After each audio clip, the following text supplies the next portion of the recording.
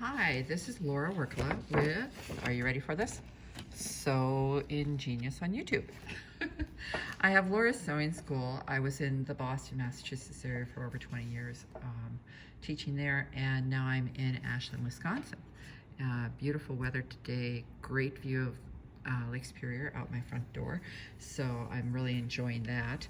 All right, so what I want to do is I showed in my previous video, the one I just did, on how to prep a narrow hem on a curved bottom of a shirt. So what I want to do is I just thought I'd take a few minutes to show you how I sew this hem and how I guide it. This corner, I tried pressing it twice and it's still not as straight as I'd like it to be. Maybe I can pin it and keep it and then bring it to the ironing board again.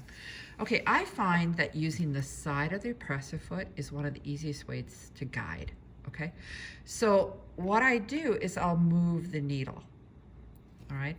So the center needle position on mine is 4.5 millimeters because I can go up to a 9 millimeter wide stitch. So what I'm gonna do is that I can't really tell where to guide here, but I can tell where to guide up here.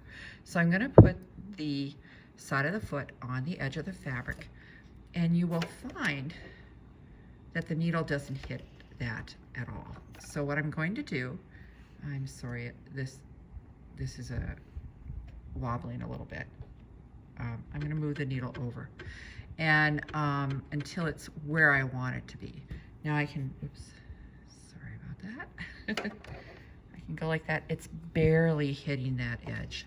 Barely hitting that edge. So I'm going to go over a little bit more and see if I like that. I like that. I like it to be fairly close to the edge, but not so much that I'm going to fall off the edge if there's inconsistencies in how much I fold this up. So now I'll turn the needle, I'll turn the wheel away from me, the hand wheel, so I can then go back to the beginning. All right. Now I'll lift the presser foot.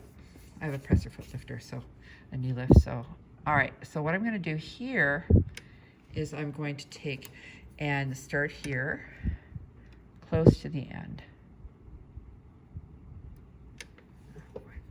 Okay, then I'm going to hang on, I'll pull that pin. It's getting in the way of this. You ever sew and then you turn it over and there's like a tangle of threads? Well, that is because the first loop that goes down from the needle and gets wrapped around the bobbin and gets pulled back up by the take-up lever, which is at the top, it goes to the top of your machine. It doesn't pull up all the way. So if you want to eliminate that, just hang onto your tails. See, I've got them, and I'll just hold here for the first stitches, okay? Just like couple stitches. And then I'll go back to the edge. Now I'll go forward again, okay? And the whole time, I'm going to be guiding along the side of the foot here, along the edge of the fabric. Now I'm kind of going to be looking in two places. I'm going to make sure, you know, that I check back and forth, that this is on the edge, but that needle is hitting the inside the edge of that fabric, okay? Now I'm going to stitch a little bit further because I want to show you what happens on this particular top. It's kind of a shirt tail hem, but it's kind of not a shirt tail hem. Most shirt tail hems will start, say, at the front, go and then curve up to the side seam and curve back down again. This one actually goes like this and goes up to the side seam and it comes back down again, okay? And this is the Cecil blouse from the Ditto pattern drafting system, pattern projection system. And it's my first, you know, project on that system. And I'm just going to, and they actually had a mistake in the instructions, and they were talking about doing a 1 1/8 inch hem, which was just impossible to do with this. So I'm going to just stop and go back maybe just 2 stitches. It doesn't get a lot of stress, so I'm not going to bother worrying about doing a lot of back stitching, okay? So here, I just wanted to go up to there, and then I'm going to sew here from this seam line. So if I want, I can always take and put a pin just to hold that. And sometimes what's helpful is to put the pin right where the seam line is, right there, okay? And the reason is because a lot of times the presser foot will be hiding where you want to sew to, whether it's a pin to show you to stop or start. And so this way I can see the pin sticking out and know where to stop and start. So I'm going to start here, and I'm going to go back there and go forward again. Okay.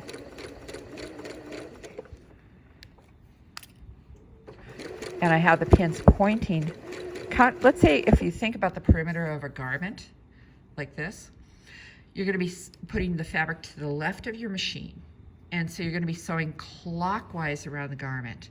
So I have my pins, if they're going horizontally, I'm going to have my pins pointing counterclockwise so I can pull them out toward me as I sew. All right. That thread that I just cut was from basting, so I could shrink that curve to make it fold in nicely. And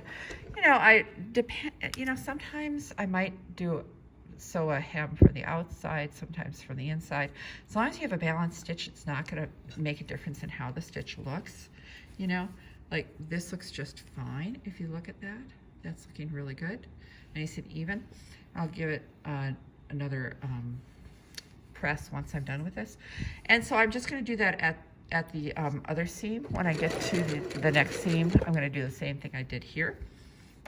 Then my plan is to take and sew, let me just focus that. I'm going to sew this seam down to here, which it is sewn down to here, but not across these. And then it's trying to do this on the serger, I don't think that that's worth it. So what I will do is I'll just use an overcasting stitch on my machine to secure those together, just so that there's no fraying that goes on. And it should be nice and secure, especially if I'm going across here now for a second time, because I've already sewn that seam. Now here, there's just a little bit of that mess that I was talking about, where the thread gets caught under there. I did not hang onto the threads, but I also didn't have a really long thread. So I can just lift that up and cut that. And then here are the two threads that got swept to the back, because I have a needle, a thread cutter on my machine. So anyway, I'm just going to stop there because, who wants to see me sew the rest of this hem? But I thought that maybe this could be useful for you in hemming a shirt in the future. Okay? Thanks for watching.